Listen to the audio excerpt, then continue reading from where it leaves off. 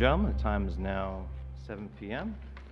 And I will call the August 28th, 2018 meeting of the Millcreek Township Board of Supervisors to order. If you would please stand for the Pledge of Allegiance.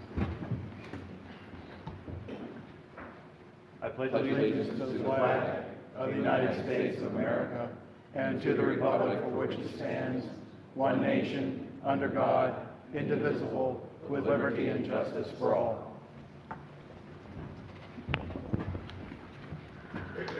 Now, the first item on our agenda is public comment on agenda items other than development and rezoning applications. Would anyone care to address the board regarding this evening's agenda?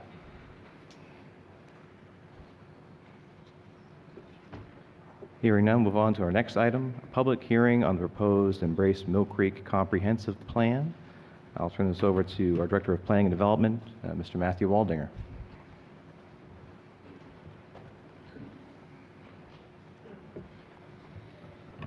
Thank you. I'm going to use the podium here if you don't mind. Tonight you will have the opportunity to vote on the adoption of the Embrace Millcreek Comprehensive Plan. This final plan is the product of the hard work done by a large group of people, the township staff, planning commission, stakeholder groups, our consultants, and the board itself. Above all, it represents the ideas and opinions of thousands of township residents who answered surveys, attended public meetings, and shared their feedback with the project team. I'd like to begin with a brief recap of how we got to this point. The process of updating our comprehensive plan began in April of 2016 when Kathy Rosdick, who was then the director of Erie County Planning Department, invited Dennis Pucco from the Pennsylvania Department of Community and Economic Development to give a presentation to the Planning Commission on implementable plans. The implementable method is an updated way to prepare municipal comprehensive plans. Instead of volumes of facts and figures alongside a laundry list of hundreds of recommendations and suggestions, an implementable plan focuses on relevant issues of municipality and provides practical recommendation with a workable action plan. Most importantly, an implementable plan incorporates community input during every stage of the planning process. The first of several Planning Commission work sessions took place in May of 2016. Out of those work sessions sprang many ideas, including the Embrace Millcreek name, and I do have to give special thanks to the chairman, Gene Strohmeyer, for coming up with that. One of the most important ideas to come from these sessions was the decision to create an online survey to help the commission identify the priorities of Millcreek residents. That survey took place during July and August of 2016 and had over 1,000 respondents. Data from this survey was reviewed and discussed at additional work sessions, and the plan's focus area began to take shape.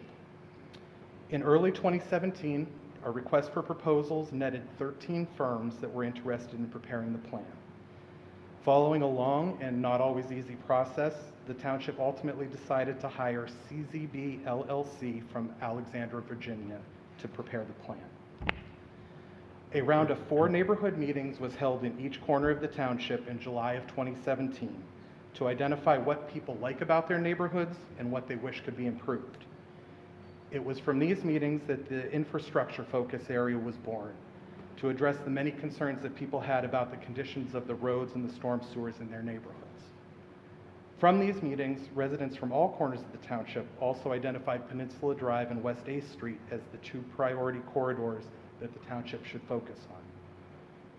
Compiling all of the input from residents to date, as well as the most up-to-date demographic data about the township, CZB proceeded to analyze where our strengths and weaknesses lie and propose ideas to capitalize on the positive aspects and solutions to manage the problems that lie ahead.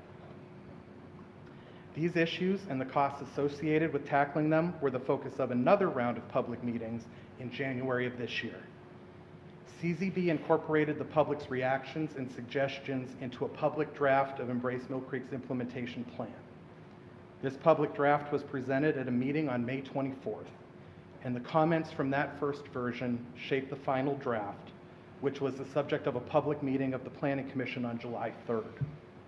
At that meeting, the Commission accepted public comments and then unanimously recommended the plan to the Board of Supervisors for adoption. The final draft underwent a 45-day municipal comment period, during which time adjoining municipalities, the Millcreek Township School District, and the Erie County Department of Planning were invited to review the plan and share any relevant comments. We were pleased to receive letters from Erie County and the City of Erie who pledged their support for the plan and their willingness to work together for the betterment of the entire region.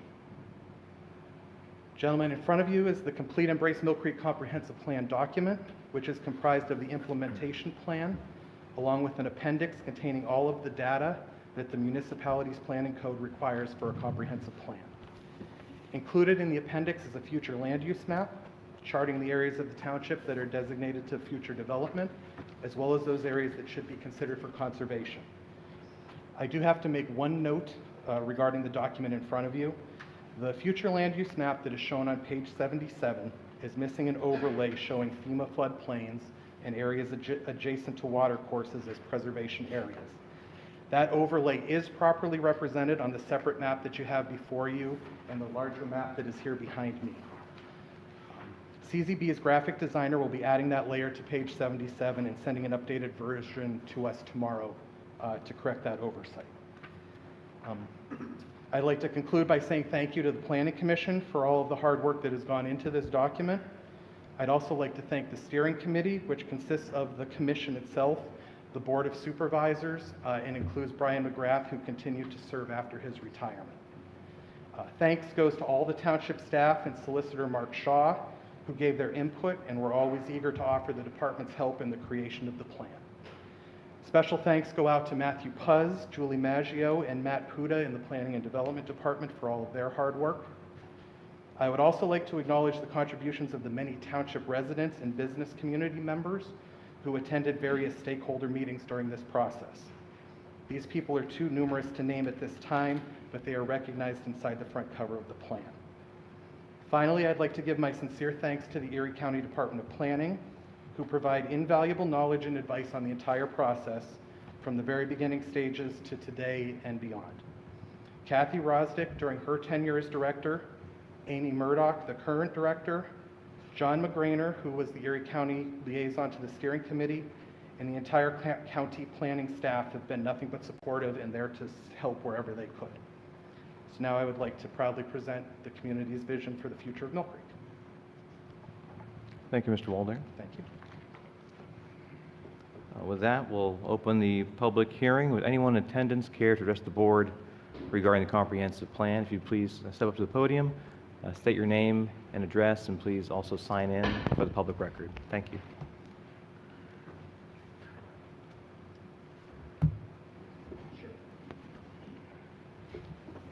Where to go with that?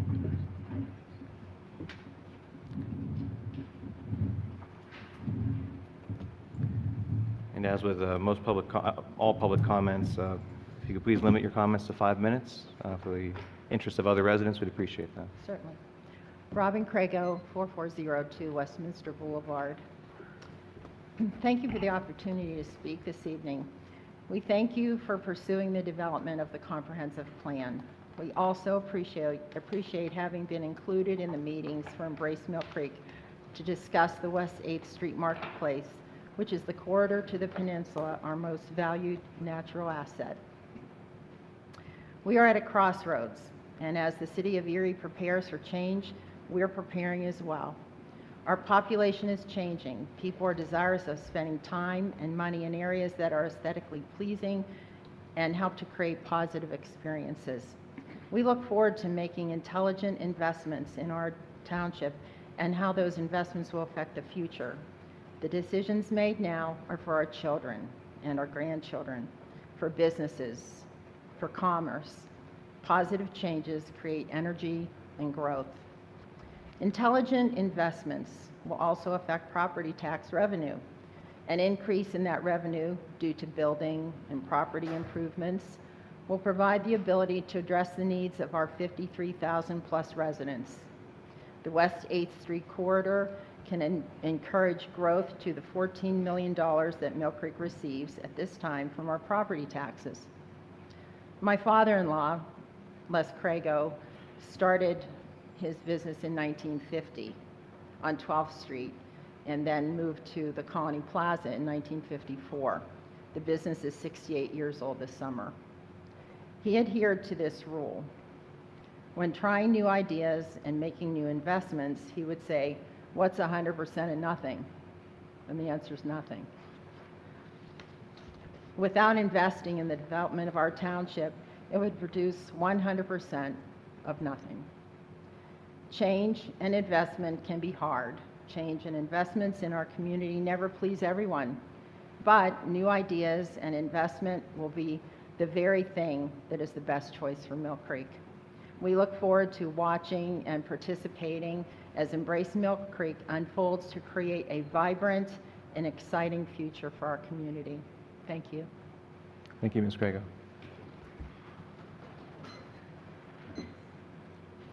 Would anyone else care to address the board regarding the comprehensive plan? Oh.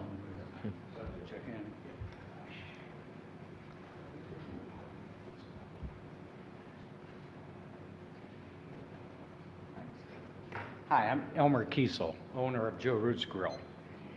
20-year businessman in Millcreek Township. I embrace the West 8th Street corridor immensely because anyone on foot or on bicycle drive through my parking lot because there is no safe way to get around that corner, and I embrace it because I understand there's no safe way to get around that corner, either on foot or on a bicycle. So providing access for those people is important. And it also, as a side note, with that additional foot traffic and bicycle traffic, puts me at a greater liability in the event someone is injured on my property. So to provide an easy access around that corner, and I have a lot of, I mean, I'm on Peninsula Drive and on West 8th Street, I have a lot of frontage, I think would be very beneficial. Well, thank you very much, sir. Thanks.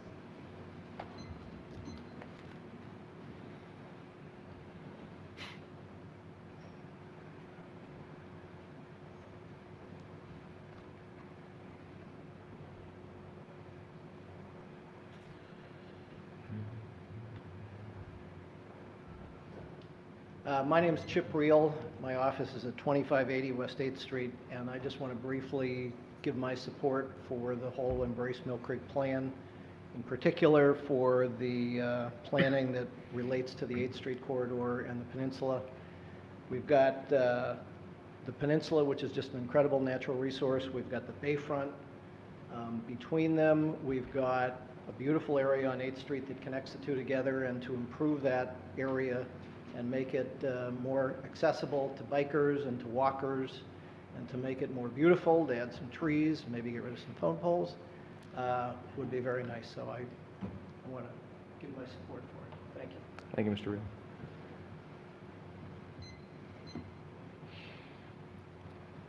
Would anyone else care to address the board?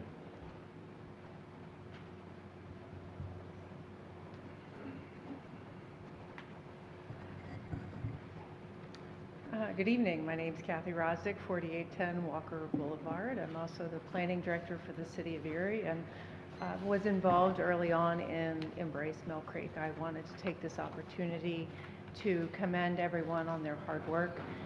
This is a very important step for Millcreek, as much as it was an important step for the city of Erie just a few years ago when we adopted our first comprehensive plan, also prepared by the same consultants that Millcreek used. I just wanted to point out there's been a lot of media around the city of Erie and their comprehensive plan. We've had to do a lot of catch up on our public participation that a lot of residents felt were lacking during the planning process. We have spent a great deal of time over the past 8 months reaching out to citizens, getting additional feedback and input into the direction of the city of Erie. That has paid dividends in listening and learning from our residents. But one thing that Millcreek has done, many of which you will continue to do well, is the public input that you did receive. I was there at the beginning. I attended a lot of the meetings early on. The online survey, I would have, in the city of Erie, I would have killed for 1,000 people to fill out my survey. but you received that. So I applaud you for your outreach and your focus on development of this plan. I also want to point out some benefits that you will reap from just going through the comprehensive planning process and thinking creatively and out of the box. A good comparison is the city of Erie when we completed our comprehensive plan.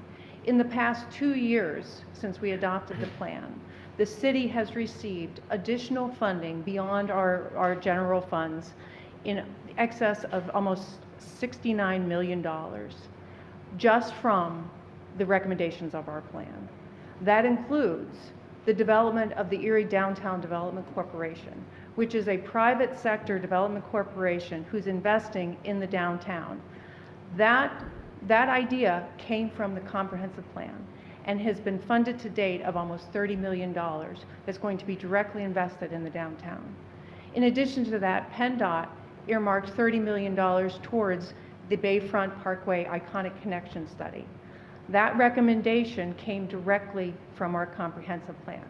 Had we not gone through that process, we would not have been competitive enough to receive that kind of funding. Had we not gone through the process of developing the comprehensive plan, the private sector would not have rallied together to create a development corporation and the fund that will help bring market rate housing to our downtown. In addition, DCD funding has been arriving in the tune of almost $2 million to our neighborhood associations. Our neighborhood associations are key to revitalizing our neighborhoods in the city of Erie. They are at the forefront of blight mitigation and decline of our neighborhoods. Because they've taken the recommendations coming from our comprehensive plan and applied for funding through DCD, they were able to receive an additional $2 million. In addition to that, we've received $3.7 million in multimodal funding, primarily going to increase the streetscape and the pedestrianism of our corridors. Those corridors will link directly to the corridor development plans that you have in Embrace Millcreek. We are working closely with you. We see this not as a city initiative, not as a township initiative, but as a regional movement to actually bring the success that we know and the future that we believe we can have back to this region. So I just want to take an opportunity to point out some things that you don't necessarily hear about that actually comes from the work that you've done, and I applaud you all for the time that you've put into this. And I really do look forward to working with each one of you, and certainly Matt, as you implement this plan, because we're going to be side by side right there with you. Thank you so much. Thank you, Ms. Rosdick.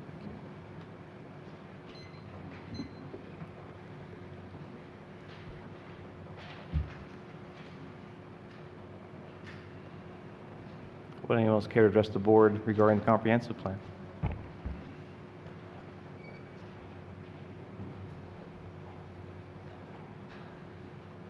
Would anyone else care to address the board this evening?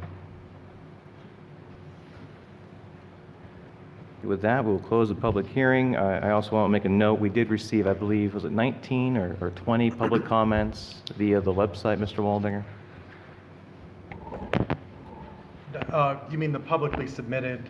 Yes, yeah, one directly, well, I'm sorry, 2 directly to email. Okay. And then the rest to the website, yes. So for the folks who did submit comments online, those will be added to the public record as well as part of our public comment record.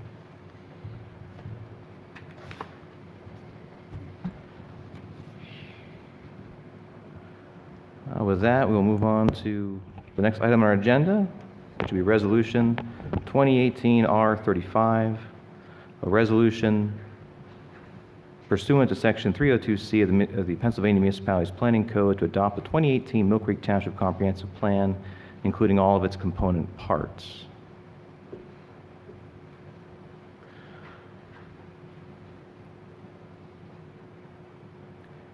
And this is the formal resolution to adopt the comprehensive plan. Are there any questions or comments from the board to Mr. Waldinger regarding the plan?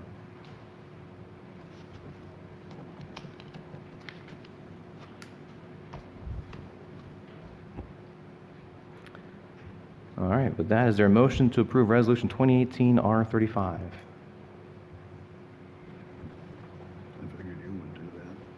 I'm the chair. So, Jim? I'll make a motion on that. is there a second? I'll second that.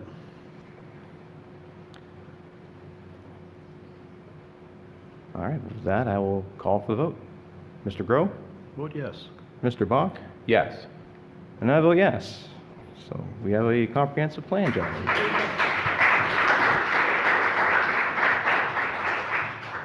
Before we move on, I do want to recognize our exceptional team here at the township, our amazing planning commission that I had the privilege of serving on for 4 years. Each of those gentlemen and Ms. McCabe, of course, did excellent work. Really put a lot of time in. And I want our residents to realize that they're all listed on the acknowledgments page of our plan. But those guys really did a great service for all of our residents. I also want to thank Matthew Waldinger, our Director of Planning and Development. I want to thank our board last year for promoting Mr. Waldinger to his current position as Director of Planning and Development, to have the foresight that we needed a man like Matt in a position of leadership in our township. So thank you, Matt, for your service. Thank you to CZB for all the work they did, Peter Lombardi, especially their project manager. And I want to recognize our department heads who also did excellent work as our technical advisory committee. All of the residents who came out, and we had hundreds of folks come out to public meetings, at 7 meetings. We had, as Mr. Waldinger said, thousands of residents participate online. Ms. Crago, Mr. Reel, and all of the other business leaders and developers and community leaders that came in for stakeholder meetings to help guide this process.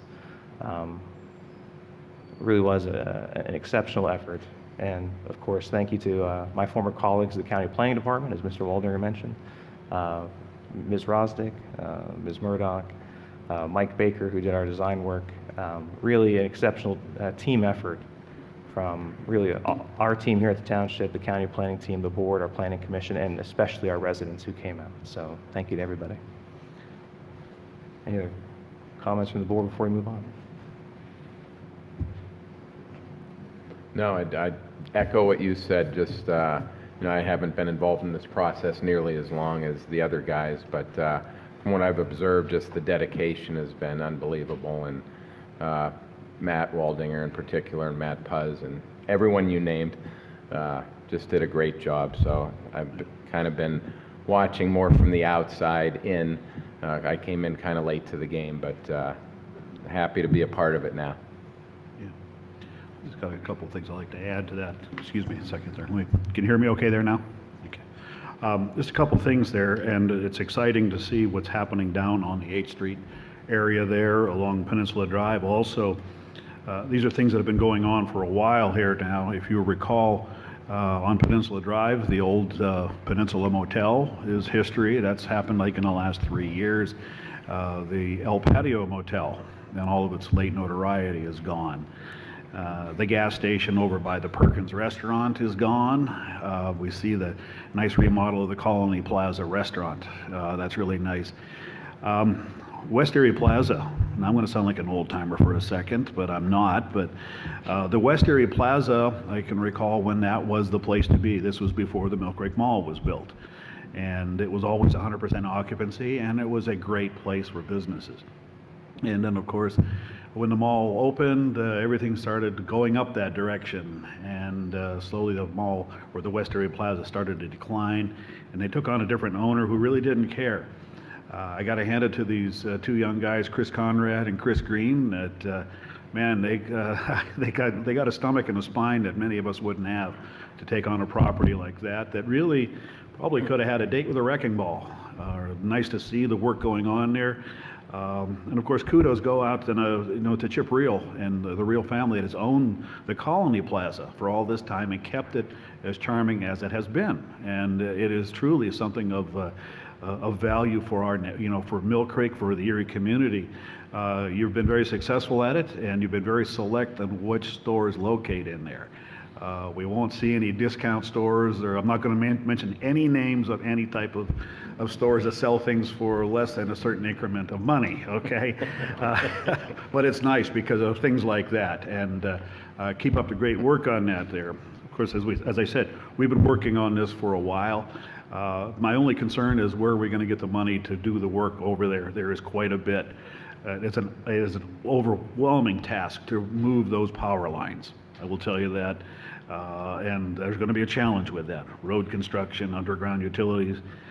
There will be a lot of work, and I expect to get some help from the state on that there. So just wanted to mention that. But one other thing too, folks, this plan is more than just the West 8th Street corridor. There are other things that are mentioned and talked about in there. And one of the things I like to refer to, and if you have a chance to refer to the EIP study, the recommendations, the early intervention program from DCED. They make some really good and strong recommendations that some of them may end up being revisited, such as the possibility of home rule. I don't want to keep on banging on that idea. I talked about it. I drove the bus the one time. I'm not doing it again. But it is something that is highly recommended in the study, that we also look at the form of government here, for just the form of government and the taxing possibilities that could result from that. So just wanted to add that there are things. We talk about stormwater management in EIP study. We also talk about the fire service, which, folks, is in a crisis. It is really in a crisis. We need to address that too. So I just wanted to make sure that everybody knows that it's more than just the West 8th Street corridor. We have other things that are mentioned too in the comprehensive plan. So my hat's off also to the entire team and for doing this. A lot of hard work, everybody involved in it. So that's all I have. Thanks for giving me a few minutes to talk. Absolutely. And just for everyone, the project site is going to be up for a while longer, embracemillcreek.com, if you'd like to see the actual document. We also did about a 2-hour public meeting back in May. The whole presentation is recorded. If you want to watch us talk about it, you'll probably be able to read the whole document in less time than it takes to watch the whole 2-hour presentation, but that's embracemillcreek.com if you'd like to learn more about what the specifics are in the plan. With that, next item on the agenda is the approval of minutes. We've got 3 sets of minutes, gentlemen. First is the July 30th, 2018 special emergency meeting. And that was held regarding, we had, for lack of a better word, a landslide incident that we had hoped to resolve through an emergency meeting to hire a consultant team to come on and do that work. And that was the purpose of that meeting. Gentlemen, you have the minutes in front of you. Is there a motion to approve the July 30th, 2018 special emergency meeting? Yes, I'll move to approve that. Is there a second? I'll second. Mr. Grove? I vote yes. Mr. Bach? Yes. And I vote yes. Next, the minutes of the August 14th, 2018 regular meeting. Is there a motion to approve those minutes? Yes, I'll move on that. Is there a second? I will second. Mr. Grove? I vote yes. Mr. Bach? Yes. And I vote yes. And next is the August 16th, 2018 special public meeting. That was a joint session with our Millcreek Township Sewer Authority.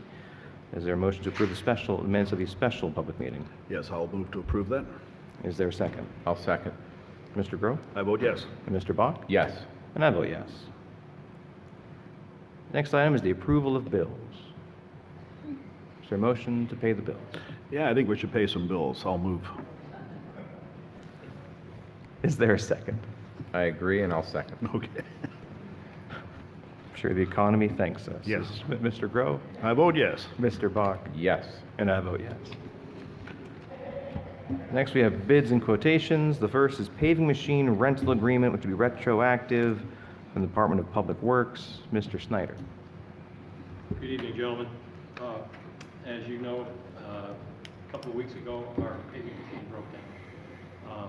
In order to keep up with the paving plan for this year, we needed to rent a paving machine, and we entered into an agreement with Highway Equipment Company for the price of $17,500 a month.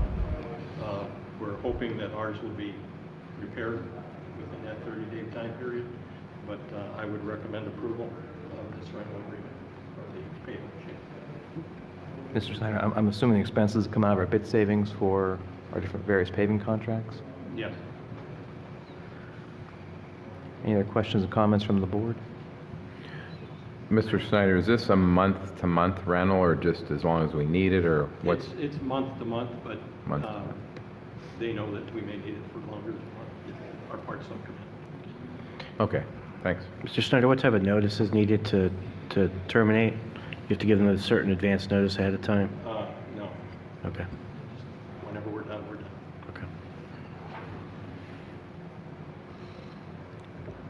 Okay, is there a motion to approve the monthly rental charges of $17,500 for a paving machine with Highway Equipment Company? I'll move. Is there a second? I'll second. Mr. Crowe? Vote yes. Mr. Bach? Yes. And I vote yes. Next item is a semi-tractor purchase, Public Works. Mr. Snyder. Yes, this, we're seeking permission to purchase a semi-tractor, 2018 Max 64T from Legacy Truck Center. It's a CoStar's price of $106,158. Contract number is 025-022. This is a budgeted item, and I would recommend the purchase of this from Legacy Truck. Any questions or comments from the board? Mr. Snyder, I see a note here that Mr. Zakrzewski has noted this will require a budget amendment. We have a budget amendment on that, Mark? I know we talked about it. I forget where we're moving the monies from. I'll have to go back over with Gary. It exceeds the budgeted price, Yes, that's the yeah. issue. I think there was 80,000 between the tractor and the trailer. Mhm. They're both supposed to be used, though. Okay. Okay. Well, then, is there a motion to approve the purchase of a semi-tractor trailer at the CoStar's price of $106,158 from Legacy Truck Center, and also approving the budget amendment required to shift the funds to cover the excess cost? I'll move on both of those actions there. Is there a second? I'll second. Mr. Groh? I vote yes. Mr. Bach? Yes. And I vote yes. Tree removal requests, Public Works. Mr. Snyder, you have a busy evening ahead of you. We have two locations. They have trees taken down that are dead and are in the right of way. The first one would be at 2656 West 23rd Street. We received 3 quotes. First one from Leopold Tree Service for $750. The second from Dibble Tree Service for $950. And the third, we received no response from Thomas Tree Service. This also includes stump removal. I would recommend that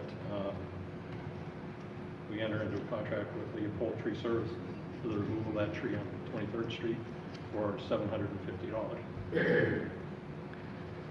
Any questions or comments from the board? Gary, just for clarification, this is a tree that's causing damage in the right-of-way, if I'm correct? Yes, it is. Yeah, it's in the boulevard there? No, this one is on 23rd Street. Oh, okay, I'm sorry, I'm getting because I know we have 2 of them there, yeah, Right. okay. But it is in the right-of-way and it's causing Yes. problems for the road? Engineering went down and determined that it was Yeah. in the right of way. Okay. With that, can I make a motion to approve? Absolutely. Is there a second? I'll second. And that would be to approve the contract with Leopold Tree Service for $750. Mr. Groh? Yes. Mr. Bach? Yes. And I vote yes. The second location is to remove 2 small trees at 2650 West 25th Street in the boulevard. Right. These trees are both dead and need to come down. They're smaller trees.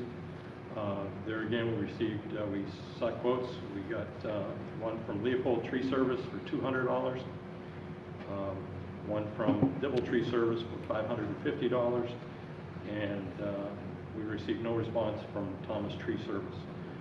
I would recommend Leopold was for $200, excuse me. Dibble was for $550, and nothing from Thomas Tree Service. I would recommend we enter into a contract for $200 with Leopold Tree Service for the removal of those 2 trees. Any questions or comments from the board? All right, is there a motion to approve a contract with Leopold Tree Service for $200? Yes, I'll move on that action. Is there a second? I'll second. Mr. Groh? I vote yes. Mr. Bach? Yes. And I vote yes. Next item is jet vac unit purchase. Public Works, Mr. Snyder. Yes, this would be for the sewer department. We received a CoStar's price of $291,570. The CoStar's contract is 25-044, and this is with A&H equipment. This would be for the jet vac unit only, not the cab and chassis. This is just for the unit itself. I would recommend that we purchase that from A&H equipment. And Mr. Duchesky, this is actually coming out of the sewer revenue fund. Yes. Any questions or comments from the board? Gary, just for clarification, I can't remember, I know this was a budgeted item, of course. Yes. The existing VAC, what are we doing? We're going to keep that or sell that, or is that a trade-in? They're actually giving us a trade-in. Oh, they are? Yes. Okay, I couldn't remember what it was, that's why I'm asking there, Right. so. I think the trade-in Okay. value was $28,000. Okay, that isn't bad, yeah. Okay. Okay, thanks. All right, with that, is there a motion to approve the purchase of a jet vac unit at the CoStar's price of $291,570 from A&H Equipment? Yeah, I'll move on that purchase. Is there a second? I'll second. Mr. Grove? Yes? Mr. Bach? Yes. And I vote yes. Next is the purchase of a Goodall Stardall purchase. Public Works. Mr. Snyder. Oh, I'm sorry. I skipped the cab and chassis. I apologize. The cab and chassis first, Mr. Snyder. Okay. This is also a budgeted item. We're seeking permission to purchase 2018 Mack 64F cab and chassis from Legacy Truck Center for the CoStar's price of $128,838.30. The contract number is 025-022, and it would be my recommendation that we purchase that from Legacy Truck Center. It is also a budgeted item out of the sewer revenue fund. Okay. Any questions or comments from the board? The total budgeted amount of those two items, though, exceed the budget amount for, so we're going to have to do a budget amendment for the combined unit From the sewer revenue fund. from the sewer revenue fund. Okay.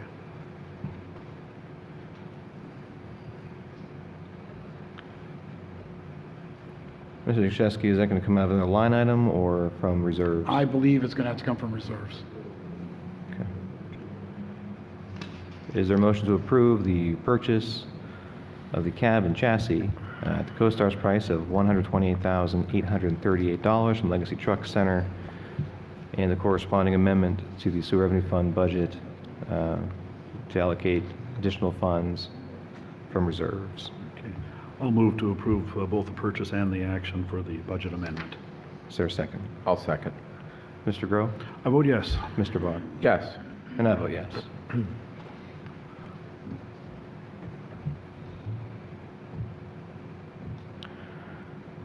Next item on the agenda is Goodall Stardall purchase. That'd be from Public Works, Mr. Snyder. Yes, this is for Fleet Maintenance Department. It's a start pack that would go on the service truck and also a generator unit to provide electricity when the truck is out there. The only local dealer is Keystone Spring, and it's a purchase price of $9,400. I don't have the paper with me on the two online numbers we have. I can provide those for you, but they were more expensive. They were in the $10,000 area. We have it here. This is a budgeted item, and I would recommend that we purchase this from the local dealer Keystone Spring for the purchase price of $9,400. Okay. Any questions or comments from the board? Is there a motion to approve the Goodall Stardall from Keystone Spring for the purchase price of $9,400? Yeah, I'll move on that purchase. Is there a second? I will second. Mr. Groh? I vote yes. Mr. Bach? Yes. And I vote yes. Gentlemen, just a quick point of discussion regarding what we've just approved. I would appreciate, and I hope the board agrees, in the future, if we're going to be approving purchases that require budget amendments, that those amendments should actually be developed and presented to the board at the same time as the approval of the purchase.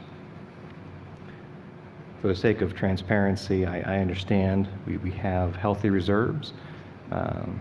There's no reason to not approve these purchases for the relatively small percentage increases of what's been budgeted, but for the sake of transparency, I would make a motion that we direct all of our department heads and Mr. Zukshesky to develop a capital budget amendment resolution or proposal to go along with these purchases, these purchase requests. I may put in the form of a motion to direct our staff to do so.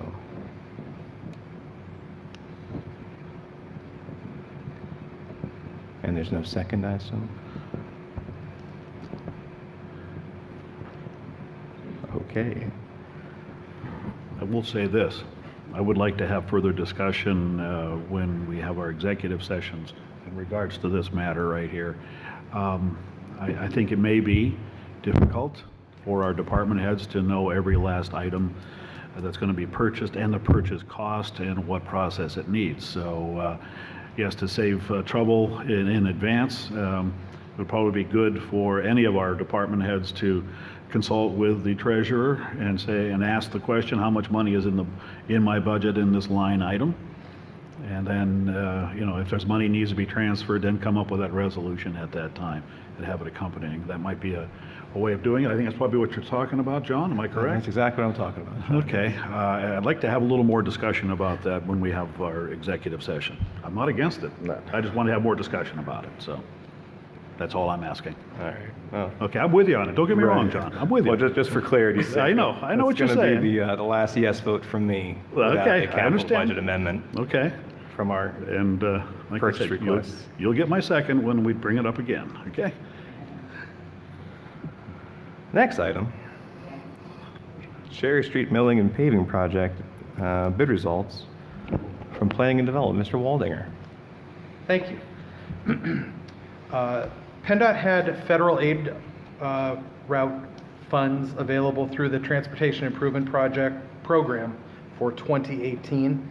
Federal aid funds are federal highway funds that are given to PennDOT that can be used along what are known as federal aid routes, which are certain designated municipal routes. Cherry Street in the township is one of those federal aid routes. The township applied to PennDOT for funding to mill and repave Cherry Street this year, and the municipal planning organization granted that request. Ann Sokol, township engineer, has been working since April with PennDOT in order to submit the plans for milling. You have to use PennDOT's engineering and construction management system in order to apply for and use these funds. They also required a reimbursement agreement with PennDOT that the board has previously approved. The project was let by PennDOT in August, or on August 16th, 2018, with a notice to proceed of October 1st, 2018. They received 3 bids through the PennDOT system. Those bids were Russell Standard Corporation, $228,750. McCormick Construction Company, $191,364. And Mayer Brothers Construction Company, $185,827.40. PennDOT has reviewed and approved the low bidder of Mayer Brothers. It is recommended that the board approve the contract to Mayer Brothers for the amount of $185,827.40 with reimbursement by PennDOT for those funds. Any questions or comments from the board? I have a couple comments. It sounds like very dry stuff, but it's actually a very exciting opportunity for the township. One of the things we heard throughout the Embrace Millcreek process was when do we start implementing? Well, we started implementing last year. We heard from residents we needed to do more with roads and our infrastructure, and this is an example of that. What Mr. Waldinger just explained is the township just received about $200,000 of federal funds to pave local roads, and this is the first time that the MPO, the board that allocates federal dollars, actually has allocated regular highway allocations of federal dollars to a local project in Erie County. And that is because of really the tremendous effort of Mr. Waldinger's advocacy on that board as one of our representatives, because of the work of Gary Snyder, our Public Works Director, and Sean Kern, our Streets Bureau Chief, and our engineer, Ann Solko, for navigating the very burdensome bureaucratic process that's required to get those funds. So this is an extra mile of roadway to supplement our current paving program. Because of this allocation, we were able to actually expedite another project. Mr. Snyder was able to bid out East Grandview out in Bell Valley to get that roadway paved this year because of the allocation of these funds. So we got about an extra mile of roadway paved this year because of federal grants, thanks to really our tremendous staff. So I just want everyone to realize that this is not some regular thing. This is a really big accomplishment on part of our team to get those federal resources to our township. So with that, we'll call for a motion to approve Mayer Brothers for the contract in the amount of $185,000, $185,827.40 of federal highway dollars. Is there a motion to approve? Yes, I'll move. Is there a second? I'll second. Mr. Grove? I vote yes. Mr. Bach? Yes. And I vote yes.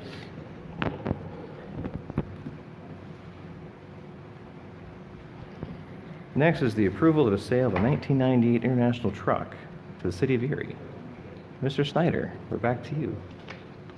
We were contacted, we have a used bucket truck that the Quick Ride used for several years.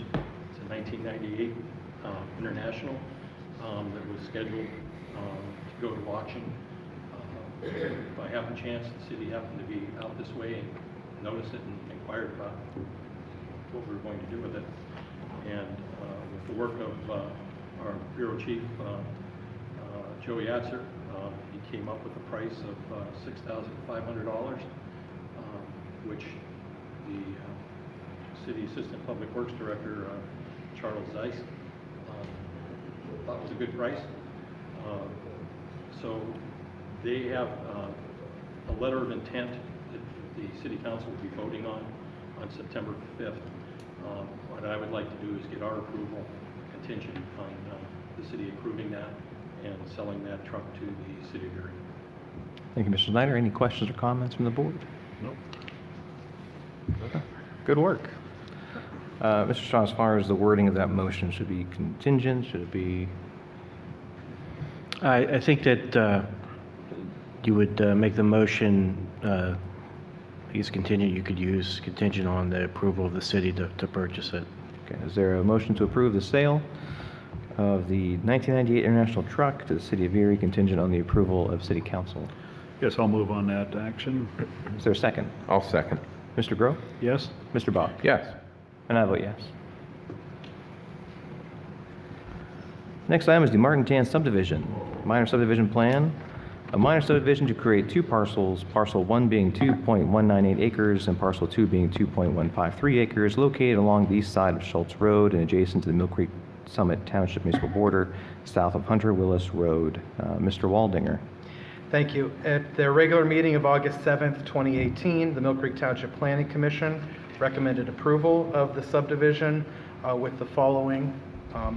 There were 3 drawing corrections that they requested: that the parcel setback be indicated on the lots, that the Millcreek Township index number be added to the parcels, and that they redefine the lot lines with the neighboring properties to make them clearer. Also, one modification granted for the 3-to-1 depth to width ratio on the subdivided lots. And the commission also passed along a recommendation regarding the green space, the dedicated green space that they show on the map, that they add deed language to identify adjacent property owned by a Dr. Strasser to include the language for the green space. That is just a recommendation. Subsequent to the Planning Commission meeting, the surveyor has provided a corrected Mylar to the township, taking care of the 3 requested drawing corrections. A little more detail on the green space discussion, please. Yeah, the map shows some dedicated green space that is already wooded, and the subdividers wish that that remain and not be disturbed. It provides a buffer for the homes in the back. As a deed restriction. And it extends beyond their property onto adjacent property, and the town, or the planning commission recommended that they speak to that property owner and get them to incorporate that into their deed as well. Okay, so there'd be a deed restriction on Correct. these. Okay. Yes. All right. And sir, I'm My assuming name you're is Harry Martin. We're the owners, along with Dr. Tan Partnership. There are deed restrictions that have been in place for a long time, protecting all of the streams and the tree beds going down to the stream, so that this property is always going to look the same. And we're asking that we divide off these 2 lots. One of the lots is going to be purchased by the property owner to the north, and so instead of having a 5-acre piece, he's going to have a 7-acre piece. The other one's going to be sold for a home site. And all of the homes here are very, very lovely homes and on large parcels. And we ask that you approve it. Any questions or comments from the board? Would anyone else care to address the board regarding this small subdivision plan, or minor subdivision plan? All right, thank you, Mr. Martin. Thank you. With that, is there a motion to approve the Martin Tan subdivision plan? Yes, I'll move on that action. Is there a second? I'll second. Mr. Groh? I vote yes. Mr. Bach? Yes. And I vote yes. Next on our agenda is referral to the Planning Commission of a petition requesting a change in zoning classification. This is from Mark J. and Sharon E. Gerlach, a property located at 4250 West Ridge Road, now zone C2 General Commercial, asking for the parcel to be classified as I-1 Light Industrial. Is there a motion to refer this to the Planning Commission for consideration? Yes, I'll move to refer that to the Planning Commission. Is there a second? I'll second. Mr. Groh? I vote yes. Mr. Bach? Yes. And I vote yes.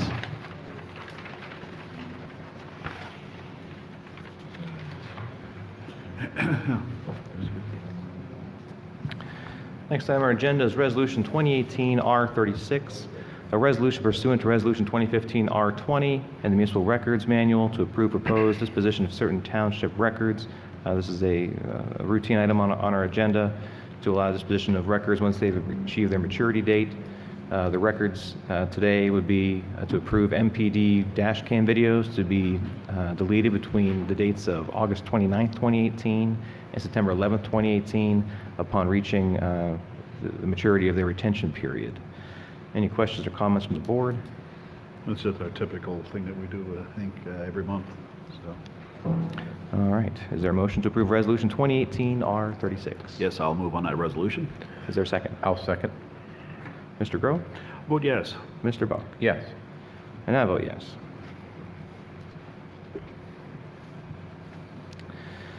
Next on our agenda is action to transfer Millcreek Township sewer system to Millcreek Township, the Millcreek Township government. Would you like me to give an intro, Mr. Shaw? Or would you like to give an intro? You can give an intro, or I can take it from there, whichever you prefer. We have 2 items below this item regarding the Millcreek Township sewer system. As was reported probably about a year and a half ago, we started discussions with our sewer authority about transferring the responsibility of the sewer system from the sewer authority proper to the township. Probably about 2 years ago, Mr. Shaw, I believe, the sewer authority hired a consultant to evaluate their staffing situation, to make recommendations. That consultant team recommended that that staff actually be absorbed by the township to create one planning and development, at the time engineering department, for the two organizations. Sewer authority then approached the township to further study of what that transition, how that transition should proceed. That study was completed, I believe, last fall, and we've been working since with the sewer authority to develop a plan for the dissolution of the authority proper and the transfer of those staff, expertise, and responsibilities to the township. We had a meeting with a joint meeting with the sewer authority on August 16th to discuss those transition plans. And the actions before us today are to proceed with that transfer. Is that a fair summary? Yes, Mr. Shaw? I believe so. I think it's important to point out that over the years, the township, had created the Millcreek Township Sewer Authority back in 1956. And over the last 60-plus years, the authority has constructed sanitary sewers and pump stations, force mains, and other things related to the sewer system within the township. And for many years, the township actually physically operated and performed maintenance on the system and performed various administrative tasks while the authority planned and implemented and financed the various capital improvements to the system. In 2004, that relationship changed a little bit when a lot of the administrative tasks were handed over to the sewer authority in exchange for the township making a certain annual payment. I think it was around $760,000 or so a year for the sewer authority to handle those administrative tasks, while the other responsibilities pretty much remained the same. When the township sold the water authority in 2015, it really triggered some these future events in terms of a number of the positions that the sewer authority had, they shared with the water authority. So those positions or that work had left, and then the billing that was done by the sewer authority was also transitioned over to Erie Water Authority to handle all of that type of billing for the township. So as a result of as the chairman said, over the last year and a half, there's been discussions back and forth with respect to transitioning the staff and seeing how that could be accomplished. From the township's perspective, under the Municipalities Authorities Act, the township has the authority to take over or take back the sewer system under that act if it meets certain conditions, and it has the power to do this by resolution. And it simply advises the authority that it has the intent and desire to take back what's called the quote project, as long as the various obligations of the authority are assumed by the township. From the township's perspective, a number of things support doing this at this time. In many respects, the Millcreek sewer system at this point is largely built out. Most of the remaining projects are really maintenance-based as opposed to capital project-based. In fact, there are very few capital projects remaining for 2018, and I don't believe any really were scheduled at this point for 2019. From the financing standpoint, the sewer authority really isn't needed at this point for financing large capital projects, as there aren't going to be those types of projects in the future. Currently, there are debt service that the sewer authority has, but there are funds available to pay off that debt service, both in the sewer revenue fund as well as in the authority's funds. And by doing that, the township would save approximately $1.2 million a year over the next 10 years by paying off that debt service now as opposed to paying it out over that 10-year period. There's approximately $9 million in the sewer revenue fund, at this point, those monies can only be used for sewer purposes, for those limited purposes, and can't be used by the township for other needs that the township may have. The bond rates are higher than the sewer revenue fund interest rates, and so effectively the authority is losing money as it has borrowed while the money it's sitting in a bank account isn't raising money at the same interest rate. In May of this year, the authority identified to its belief that the township owed the authority about $1.8 million to bring a certain fund up to a level in accordance with an agreement. Certainly, this action would alleviate and eliminate that necessity. Consolidating the staff would both increase staff efficiencies as well as reduce costs and eliminate that $760,000 payment that the township currently makes to the authority. In total, the overall annual projected cost savings would be about $1.4 million by moving forward and having the township take over the authority's assets. So as a result of that, Resolution 2018 R37 has been prepared for the supervisor's consideration in order to accomplish the conveyance of the authority's assets to the township as provided under and in accordance with the Municipality Authorities Act. I would note that the authority has indicated its willingness to cooperate with the township and has started that process already. So that's about, I think, all I have. The resolution lays out the steps necessary to accomplish this conveyance, including the need to pay off the existing bonds of the authority, which, based on the treasurer's opinion, can be done with the existing funds held in the sewer revenue fund and by the authority. And then, in addition, once all of the assets are transferred and the requirements of the Municipality Authorities Act are met, the sewer authority would be dissolved. Mr. Josh, for clarification, the goal of this resolution is to have all those transfers completed by December 31st, 2018? Yes, I believe that that can be accomplished. And just for the general public, you will not see any impact to your billing procedures. The billing through Erie Waterworks will be maintained. Those contracts will be retained. So we don't anticipate residents seeing any difference to their service or to their quarterly billing statements as a result of this action. That's correct. All right, any questions or comments from the board regarding Resolution 2018 R37? Yeah, just two quick things here, if I could. Mark, I don't know if you touched on this. I know you touched on many things, but one of the things I refer to this EIP study because I think there's a wealth of information that's gleaned from it, that the recommendation they gave us, and one of them was review the sewer management fee. And so here we are already working. We have been working on this comp plan already, and here's something that it was recommended. Number one thing is to review that and hopefully cut that cost. And so we're actually eliminating that cost altogether. But one thing I'd like to add here, and I know that we all feel in the very same sentiment, this authority was created for a project. Their project's done. And by no means does this mean there's any bad will between the authority and the Board of Supervisors. It just means that we're working together. Thank you for doing the work, and that goes out to any person that had served on the authority, whether in the past or right now. This is something, thank you for your service in helping create this and make it big and make it what it has become, and helped Millcreek grow to what we have right here. If it weren't for the authority, with their ability to extend services, we wouldn't have the development out here the way we have it. So I just want to make sure that everybody knows that there's nothing bad about this. This is a job well done. So thank you. Mr. Buck, any comments?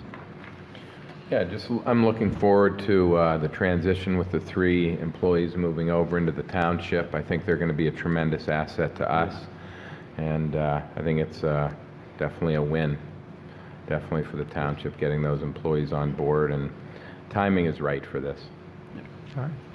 And if I could just add, I think the elimination of the debt certainly gives the township a lot more flexibility in terms of some of the issues and so forth raised in the comprehensive plan, and some of the funds that may be needed for that. The timing from that perspective dovetails very well with the comprehensive plan. Thank you, Mr. Shaw. Is there a motion to approve Resolution 2018 R37? Yes, I'll move to approve that resolution. Is there a second? I'll second.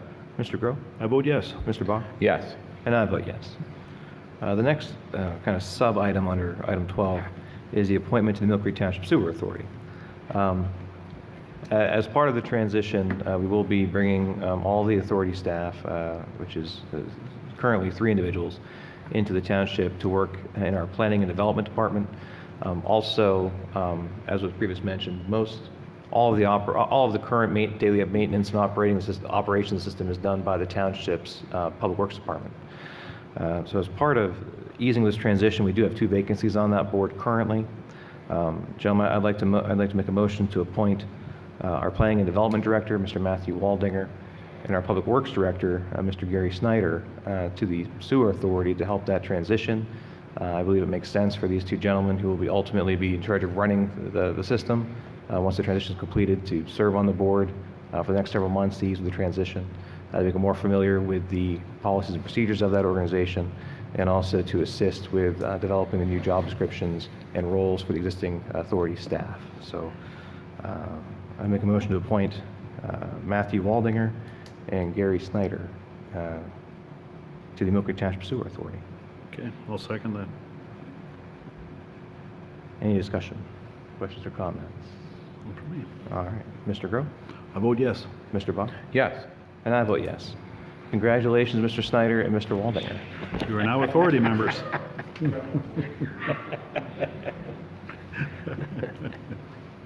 I noticed you voted quickly before they had a chance to comment. It was planned that way.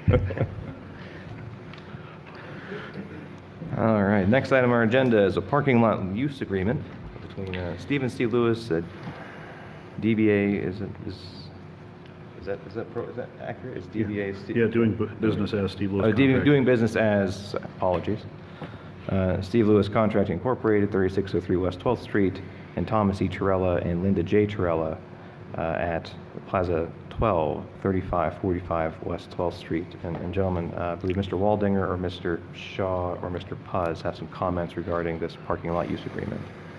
I'll let you guys draw straws to determine who wants to give us I can take it. the news. I'll at least start, and then if Mark feels like he has to chime in, he can. The township was approached by the property owners, Mr. Lewis and the Torellas. They're looking to do some development on the Torella property to remodel some of the space in Plaza 12.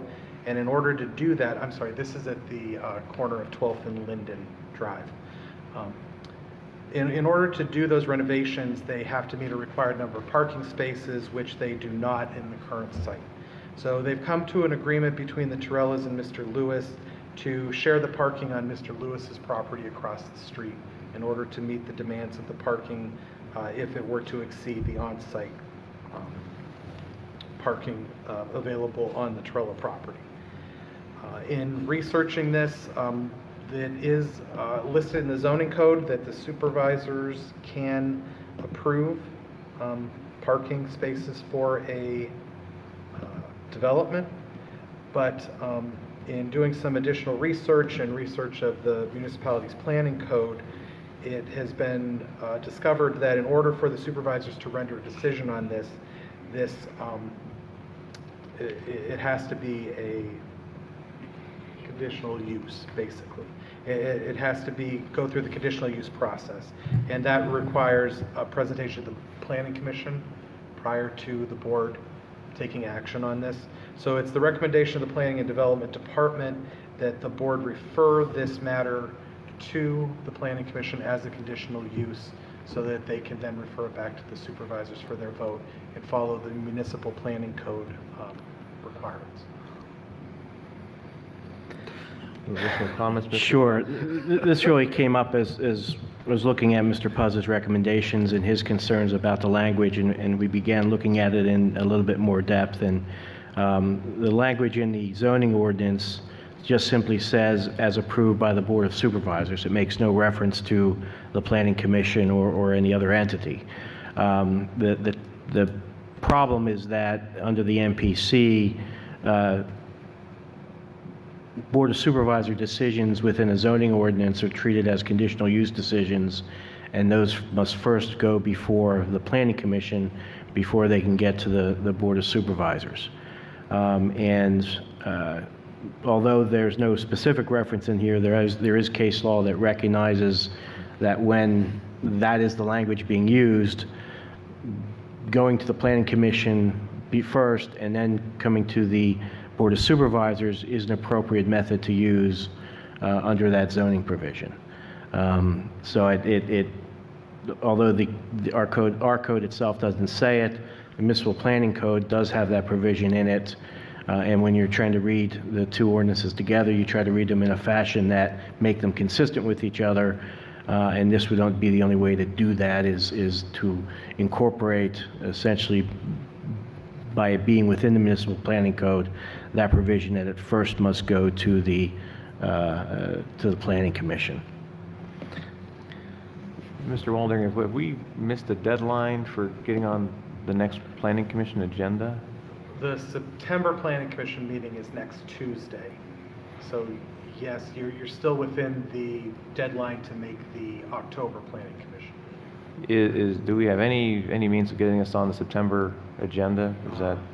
Is that in the code? I think we'd have to explore the requirements for notification of adjoining property owners to make sure that we could meet those. I think if it's... Because considered conditional use, that requires public notice. You know, depending on what the MPC says, and I haven't looked at it yet as far as public notice, which is there a deadline? I mean, we would have to explore that. If the board would be, want to direct us to at least look into that, we could.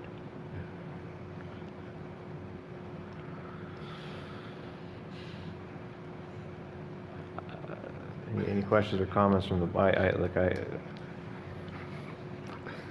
I don't disagree with Mr. Shaw's assessment. And I do understand there's past practice from this board to accept such agreements. It is my understanding that at some point in history, the board approved a similar type request without it going to the Planning Commission. That was before my time. I have to chime in. I'm going to take the bait on this one as a crusty old former zoning officer. A couple things. First of all, this is really, and I'm not, I know I'm going to be stupid by arguing with our solicitor about it. I don't mean to do that because I'll end up losing on it. But just a couple points, the way I look at it. First of all, is it a conditional use listed? Is it enumerated in the C2 district as a conditional use? No, it's not. The parking issue on that.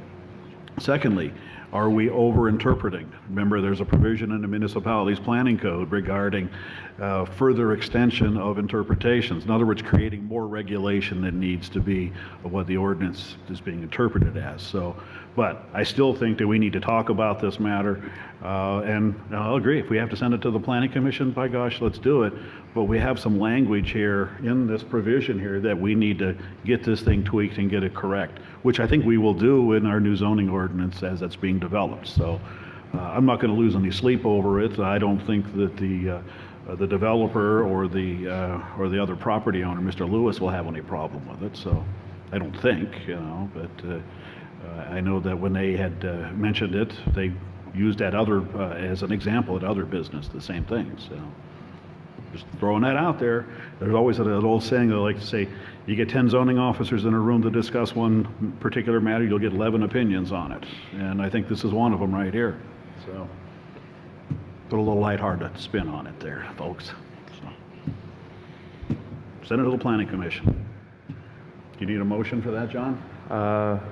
Yes. Is there a motion to refer the parking lot use agreement to the Planning Commission? I will move to refer that to the Planning Commission. Is there a second? I will second. Mr. Groh? I vote yes. Mr. Bach? Yes.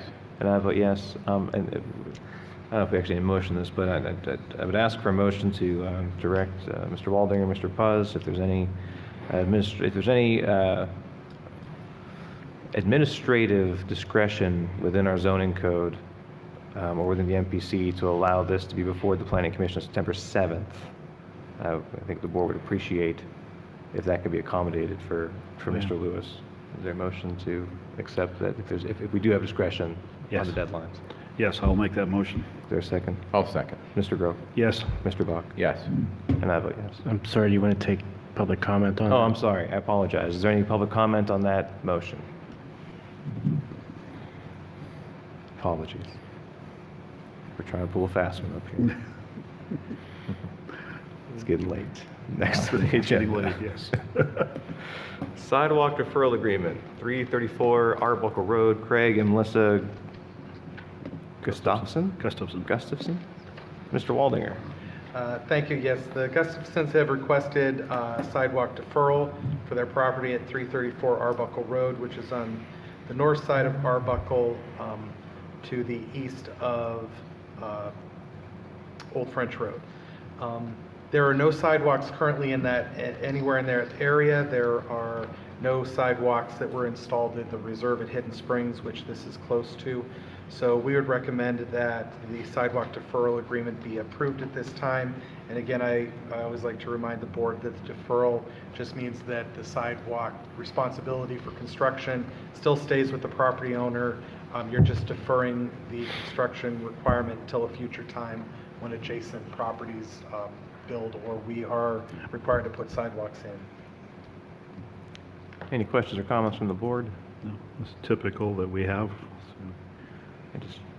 I always like to ask Mr. Waldinger, is the sidewalk still going to be delineated on the land development plan? This is a building permit. It's Okay. not a land development, it's a single-family home, so there is no land development plan. So how do we record where the sidewalk will be placed? And The solicitor has requested that we include a copy of the building permit along with the agreement to be recorded. okay, And I think that also includes the, kind of the map with the highlighting showing where the sidewalk goes generally. Yes, that is typically recorded as well. okay, just making sure. All right, is there a motion to approve the sidewalk deferral agreement with 334 Arbuckle Road, for 334 Arbuckle Road, Craig and Melissa Gustafson? Yes, Apologies. Gustafson, yeah. I'll move to approve that. Is there a second? I'll second. Mr. Groh? I vote yes. Mr. Bach? Yes. And I vote yes. Next item is the financial security release request from the Temple. My words And escape she me. has said. And she has said.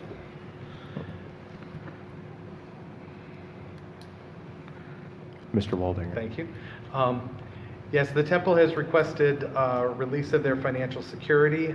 We currently hold a BNY Mellon letter of credit, number S000-67572, in the amount of $300,000.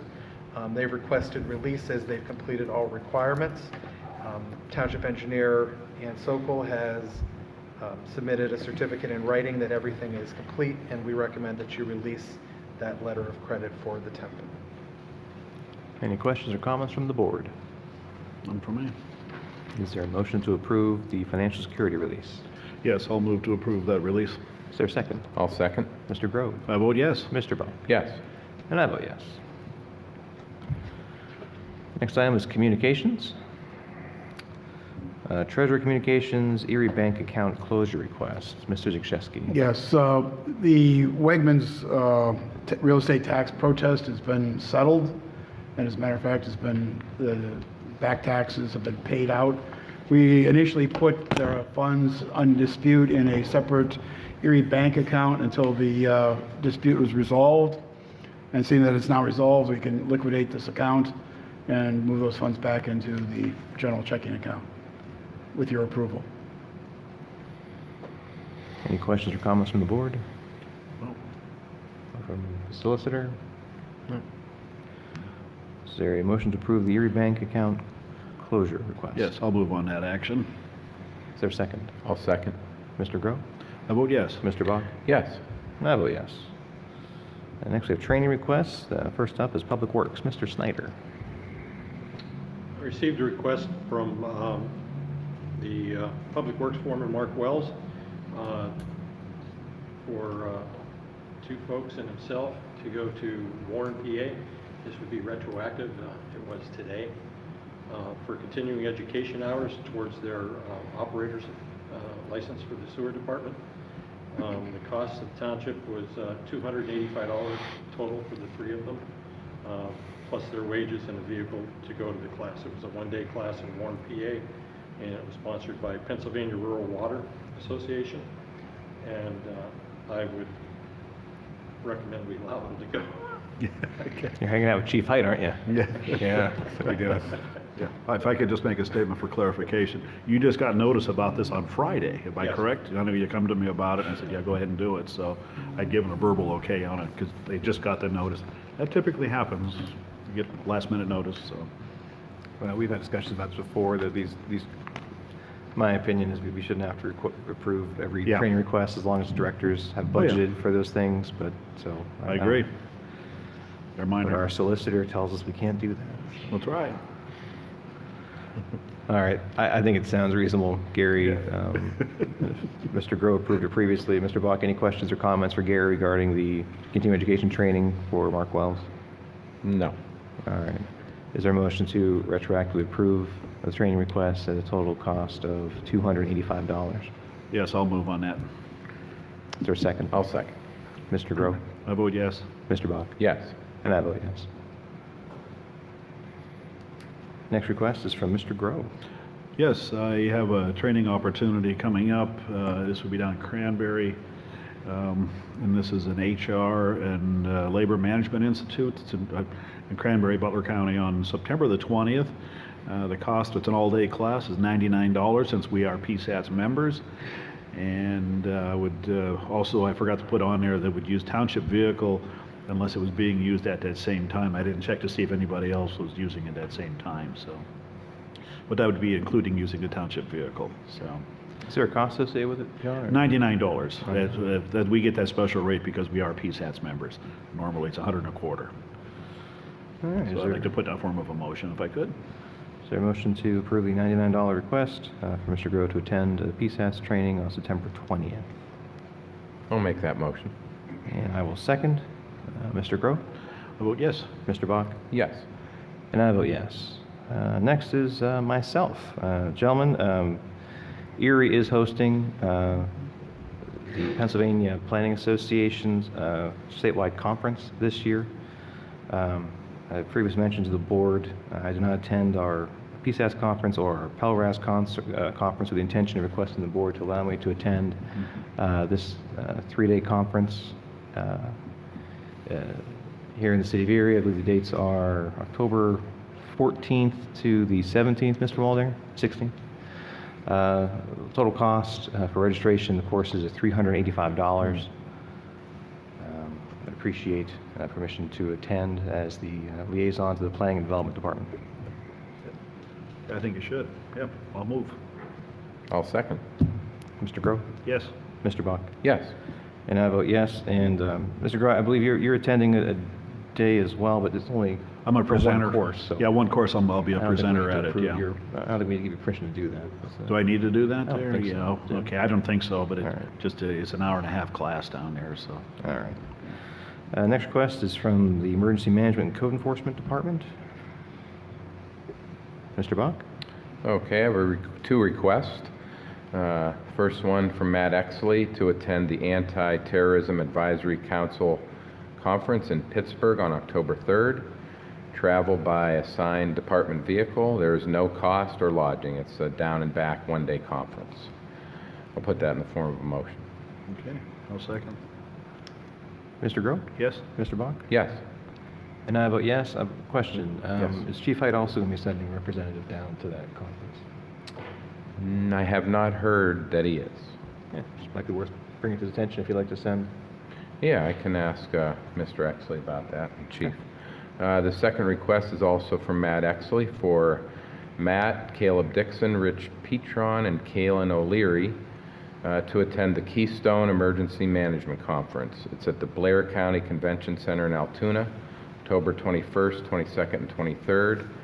Total cost with lodging and meals is $1,881 for the 4 individuals to attend over the 3-day period. Travel by department assigned vehicle. It is a budgeted expense. They're requesting travel advances for this trip. This is an annual conference that's held in the state. Put that in the form of a motion. Okay, I'll second. You have a question? Well, my only question is it's almost the entire staff of that department. I guess Mr. Pierce will be behind to run the office. I have been informed that Mr. Pierce will be holding down the fort during that duration.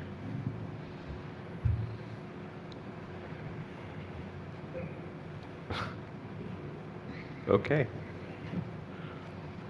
I have the utmost confidence in Chuck. It just seems like that's a pretty light crew to run our emergency management code enforcement for half a week.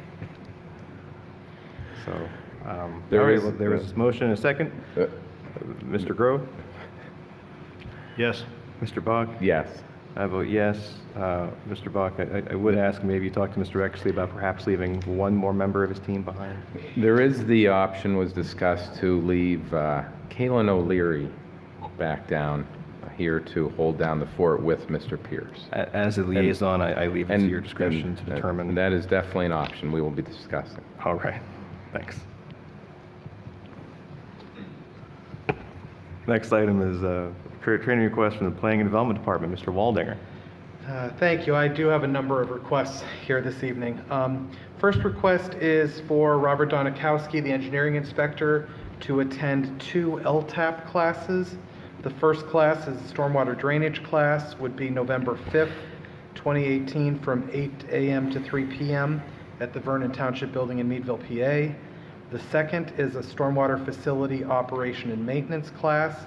That is September 18th from 8 a.m. to 2 p.m. at the Athens Township Building in Bradford, PA. There are no costs to attend either session. We would just request that Mr. Donikowski be provided a township vehicle to travel and paid time to attend. Any questions or comments from the board? Is there a motion to approve the travel request, the travel training request for Mr. Donikowski? I'll move on that. Is there a second? I'll second. Mr. Grove? I vote yes. Mr. Bach? Yes. I vote yes. The next is a GIS for stormwater workshop that will be held here at the Tom Ridge Environmental Center, sponsored by the Lawrence County Department of Planning and Community Development. I'd like to request that 3 of my staff, Emma George P.E., Joel DeTulio, and Kevin Dennington, be permitted to attend the workshop.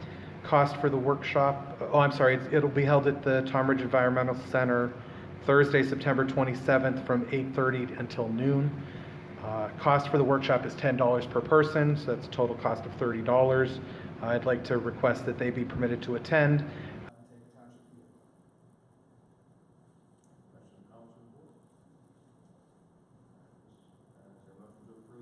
Travel and training request for Mr. DeTulio, Mr. Dennington, and Ms. George. Yes, I'll move on that. Is there a second? I'll second. Mr. Grove? I vote yes. Mr. Bach? Yes. And I vote yes. Next is also for the Pennsylvania chapter of the American Planning Association Conference. As Mr. Morgan mentioned, it is being held in Erie this year, so that eliminates any of the travel costs that's normally associated with my attendance. Also, I am on the planning committee this year, so my attendance is covered by the chapter. So I would like to request that 2 members of my staff, Matt Puz Jr. and Julie Maggio, be permitted to attend the conference. They will coordinate their attendance so as to keep the office staffed during the majority of the day. Total cost of attendance for all 3 of us, I'm sorry, I did make a typo in this, it will be not to exceed $850. And this is a budgeted expense, and we have sufficient funds to cover those. Okay. As administration 385? Non-chapter members, it's $50 additional. Oh, that's right. Yes. Any questions or comments from the board? Nope. Nope. I have one comment. Mr. Waldinger, I'm looking at the agenda for this conference. I don't see the Embrace Millcreek plan being presented. I don't understand. We're planning on Erie. We've got all this Erie focus stuff. I think I'm fine sending Mr. Puz and I'm fine sending Ms. Maggio, but I don't know if, Matt, I think you might be in detention for this. I don't know. See, that's what I'm presenting down there. Oh, there we go. See, we're coming. We're all set. Not really. All right. Well, is there a motion to approve the travel and training request from Mr. Waldinger, Mr. Puz, and Ms. Maggio for a cost not to exceed $850 to attend the annual I'll move. planning conference? Is there a second? I'll second. Mr. Grove? Yes. Mr. Bach? Yes. And I will vote yes. Okay, and my final request is for Matthew Puz Jr., who is the zoning and code, or I'm sorry. You're going to have a very well-educated officer. department, Mr. Waldinger. Pardon? You're going to have a very well-educated department Yes, I this do. coming Yes, month. well, we pride ourselves in that. Thank you. To attend a FEMA training session on managing floodplain development. Mr. Puz is the township's designated floodplain development coordinator. This course is being held at the National Emergency Management Institute in the Emergency Training Center in Emmitsburg, Maryland. Tuition and lodging for the course is free for local government employees. FEMA will reimburse the student for 100% of the cost of coach airfare to the conference. The only cost that's not covered is a required campus meal plan. That is $26.14 a day for for a total of $156.84 for the length of his training. We request that Mr. Puz be permitted to attend the course for the cost of $156.84. We would also request that the township purchase a coach airfare ticket from Erie to Baltimore Washington Airport on the FEMA specified travel dates. Mr. Puz will then reimburse the township for the funds that he receives for that airfare. And this is a definite, Matt Puz? Yes. You, Yes, okay, it's yeah, I been know you had confirmed. trouble the last time, because, yeah, and it's a great course. I had took this, about 10 years ago. It's a really good course to take. So, yep. With that said, I'll make a motion to approve. Is there a second? I'll second. Any questions or comments from the board? All right, Mr. Grove? Yes? Mr. Bach? Yes. And I vote yes. Anything else, Mr. Waldinger? That's all I have. You're Thank sure? you. Yes. Okay.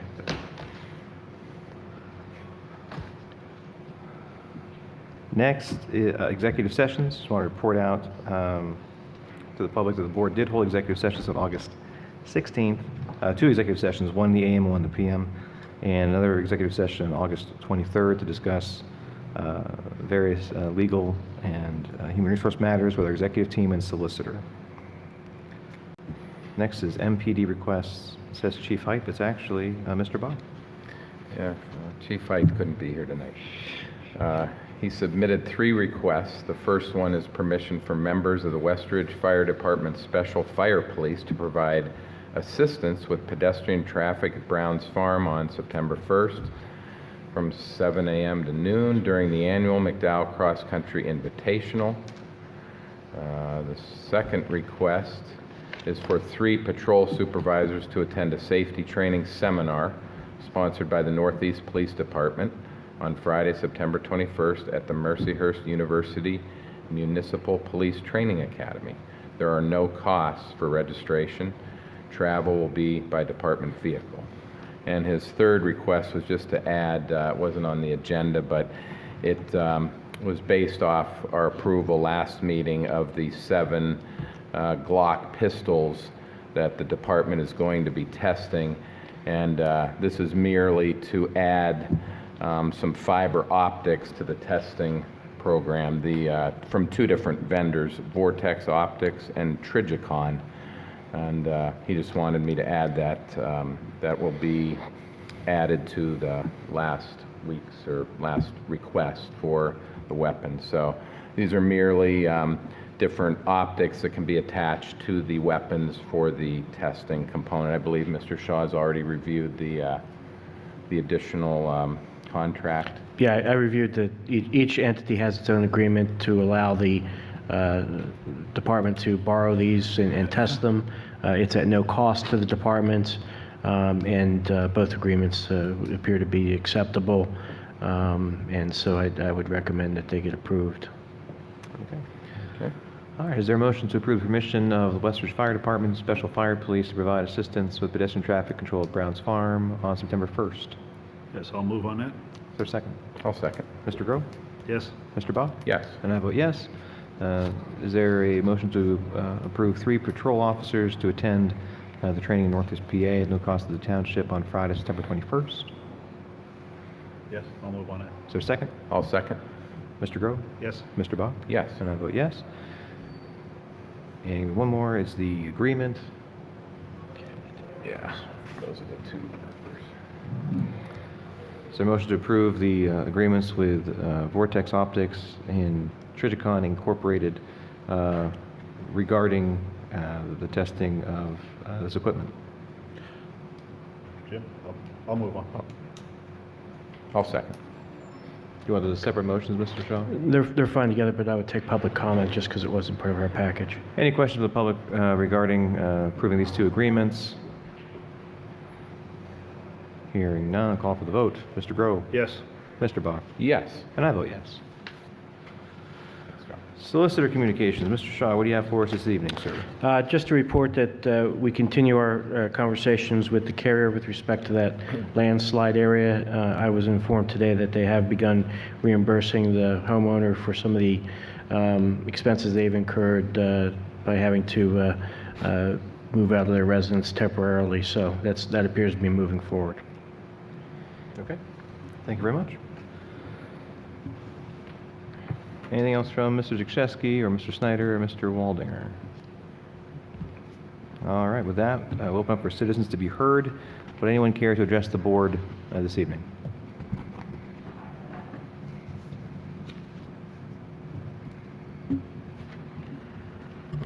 Thomas Delfrat, 4357 West 28th Street. Mr. Delfrat, would you mind signing in before you leave as well? Got it right here.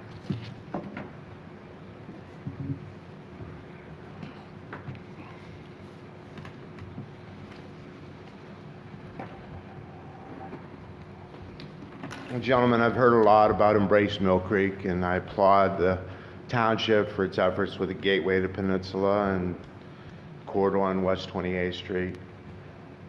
Great that Matt got extra federal money to help with the infrastructure and roads.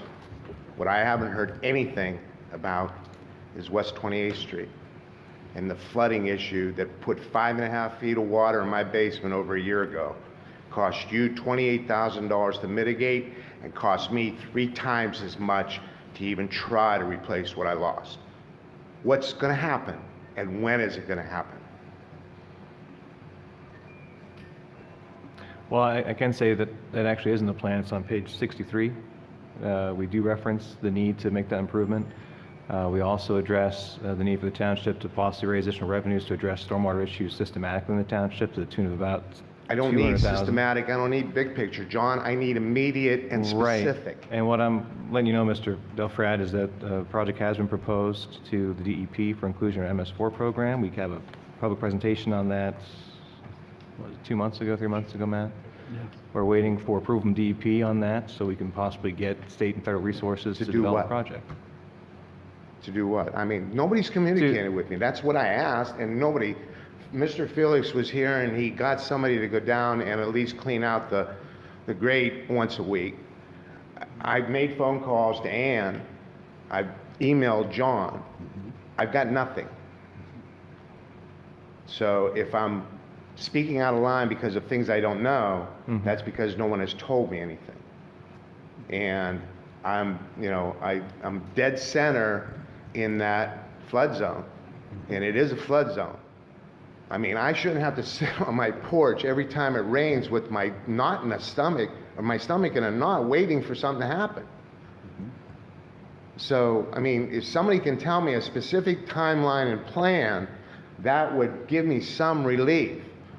But I've had none for 14 months.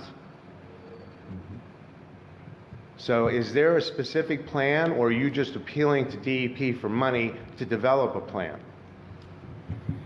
Yeah, we're still working on developing something that will help there. We've got to do some studies to determine exactly why. Well, if you would have spent as much time on that as you did on Embrace Millcreek, Mr. Delfrat, I'm going to stop you right there. That's not a fair assessment of Mr. Waldinger's work or Mr. Snyder's work. The township has been investigating this issue. We have been advocating to the state. You are aware that we did have the state do a study on that, and the state essentially told us there was nothing they could do to help us. So we have been investigating that issue. Mr. Snyder did authorize and advocate to the board to clean out the pipes behind the pipes that were about, what, a third full. Yes. We do have continuing ongoing maintenance of those facilities, which is an improvement and has improved the situation in that area. We are in negotiations with an adjacent property owner for possibly having some kind of stormwater retention facilities put in to help with the flooding issues. So to say that Mr. Waldinger or Mr. Snyder or anyone in the township staff has not been advocating for this issue, or has not been working on this issue, is unfair and frankly untrue. Well, I've had absolutely no coordination or cooperation or We've discussed this at communication. public meetings. I believe you attended.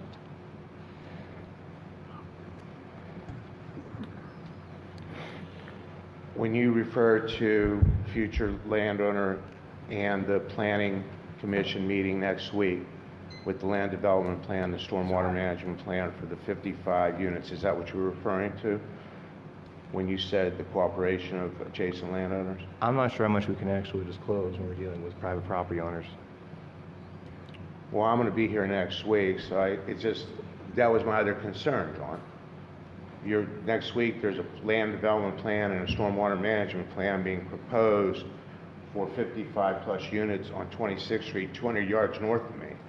I don't understand how they can present a viable stormwater management plan when you have that issue 200 yards behind them. It doesn't make sense to me.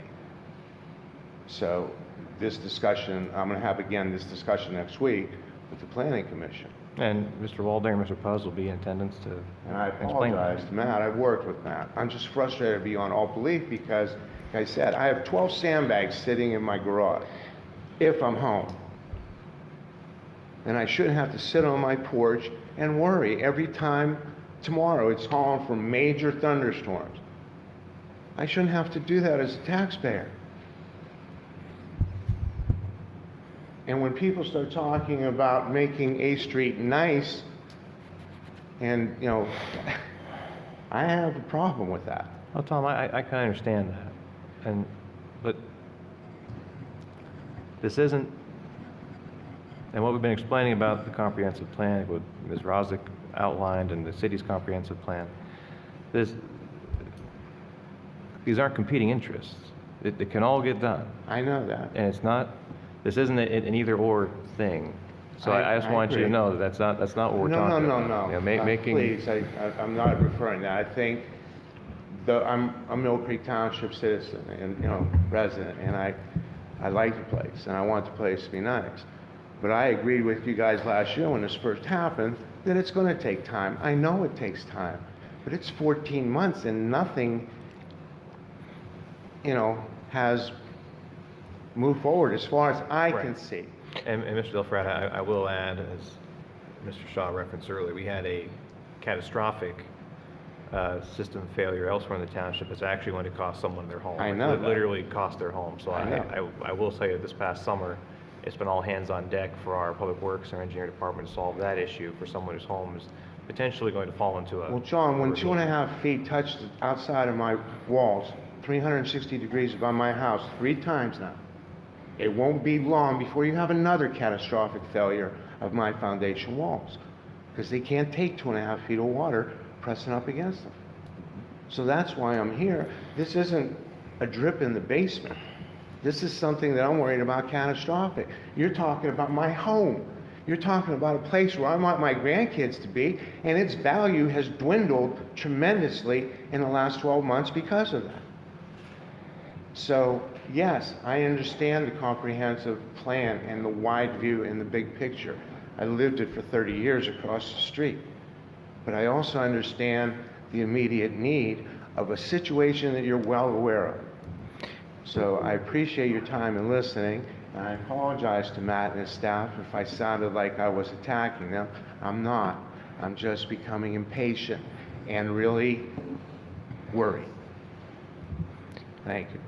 If I may add just one, Mr. Delfrat, I don't know if you noticed or not, in the past 2 or 3 months, we had a company in there, well, not working on the storm side of things, but on the sanitary side of things, grouting the sanitary mains. So that project has been done in that area. In the near future, we will be going house to house, checking for any illegal connections. Well, I don't have So- a legal connection. No, I don't worry no. about it coming up through the sewer. It's coming down through my Right, I door. understand that, Yeah. but we also had problems with the sanitary sewer when we had that. Correct, yeah. So, And I was so asked I them to just, talk to them about okay, that so when I they were just there. wanted to let you know that, you know, well, maybe not on the storm sewer side of things, the sanitary. Yeah, no, side. every time there's a township truck or a strange truck on my street, I stop and ask to find out what's going on. So I know, so I can find out as much information. And I took a walk north of 26th Street all the way down to the tracks. All you gotta do is, I don't know whose property that is, if you take a backhoe down there and clean out some of that natural drainage that's down there, that would help. I mean, I don't know if you can do that because I don't know whose right of way and whose property that is, but from north of 26th Street down to the tracks, that natural drainage is a mess. So, Yeah, again, and we do have issues with permitting and everything else when it comes to Right. actually kind of dredging and dipping those kinds of waterways. Unfortunately, because we probably do a lot To whom shall I direct my inquiries then? Should I direct them to Matt, to Ann, to John? I mean, just, Yeah, think you can Mr. give, Walden- you can talk to me, we'll talk, and I'll get answers for you from Ian, and Yeah. try and keep you in the loop as much as we can. Like John mentioned, there's certain things that we just aren't Right. at the stage that we can speak about. I yet. understand that part, and I'll be here next week with that part. But is the public allowed to look at I guess it's a question I have, is the public allowed to look at the land development and stormwater management plan that he is presenting? Yes, actually, that's all available in the Planning and Development Office for review. It's my understanding that they did submit the stormwater management plan to GPI for their approval, and they anticipate having a plan that meets the ordinance by next Tuesday. I haven't seen approval for that yet, but definitely all that stuff is public record and open for inspection and review. But I hope you can understand my concern, it would meet their recommendations for that immediate vicinity, that they're gonna put their water someplace, and there's no place to go. Thank you. Thank you, Mr. Delfrat. Thanks.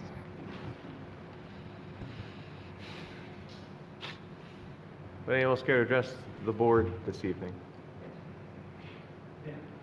Please. And who are you again? Yeah. I'll write it down. It's always good to see new residents to the township. Oh,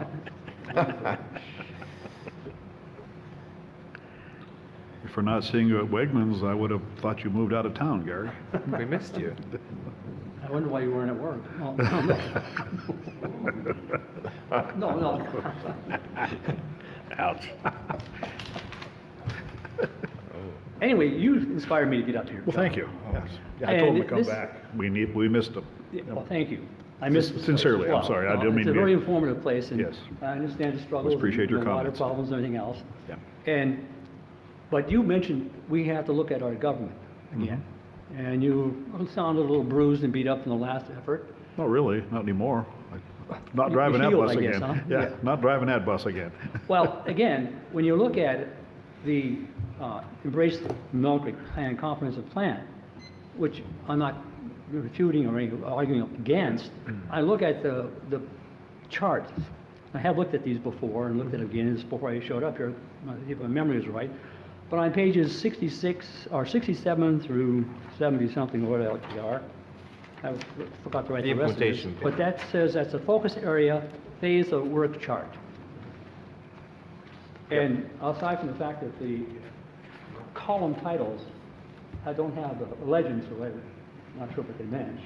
But look at the working and the timing. And you mentioned, government, and I said, well, yes, that's one of the things. Are we sure that we have the right organization of government, organization, and staffing to do it's a good plan, has all kinds of good content in it, besides the 8th Street corridor and that sort of stuff, to do that in that time frame. And I noted the street section, and there's tax potential increases, and, $10 or $30 in fees for stormwater maintenance. All that will take a lot of collaboration. You heard the city of Erie folks, and money is available from the federal government, state government, and our own revenues. I just think perhaps you may want to take the time to review the structure that is needed to be put into place to handle this program and this schedule.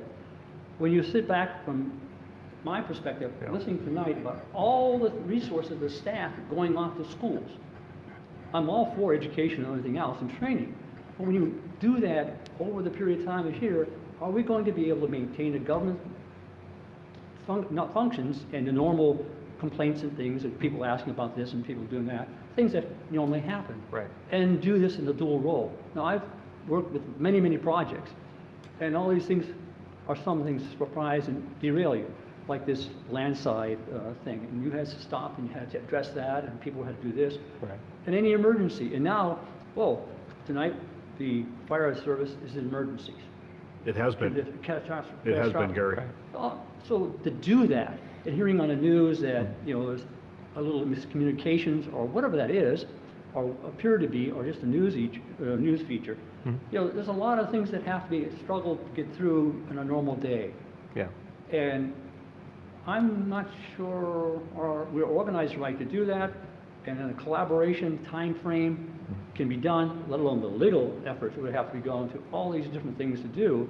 If you look at the 8th Street structure altogether, Sure. and the maintenance costs, and then being able to communicate to the community where we're at in it. Right. And what's the expected return for all this effort?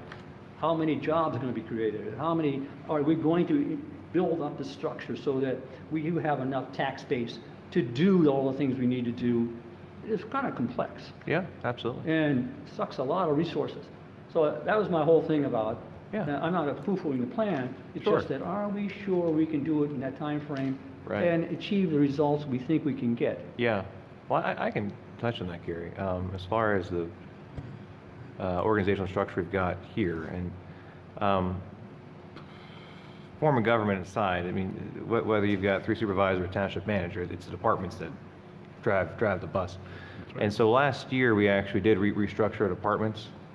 What we did is we created the planning development department to put zoning and engineering together, to have more of a coordinated effort with land development and zoning issues.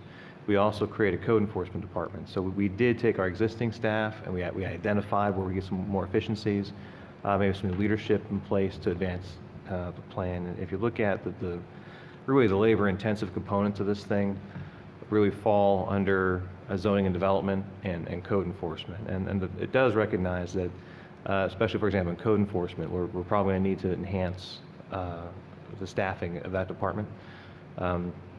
And to cover that, one of the big recommendations is, for example, a rental inspection program that would be kind of that would raise fees for inspections to pay for additional inspectors.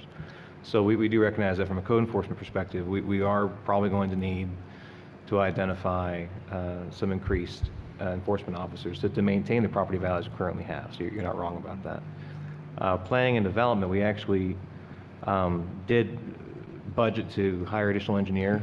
That is in our budget right now. Through the transition, I know Mr. Waldinger and Ms. Sokol have been evaluating what exactly that position, what kind of qualifications we're going to want specifically for that. And the other thing, as Mr. Groh mentioned, in the comprehensive plan, which the IP is a part of, this transition of the sewer department employees into the planning development department, one of the other things that is going to be the benefit of that is the sewer authority and their staff, to their credit, has much more advanced technology and software programming and planning experience than the township has allocated to our staff. So really, we see some real economies of scale when bringing those folks over to help supplement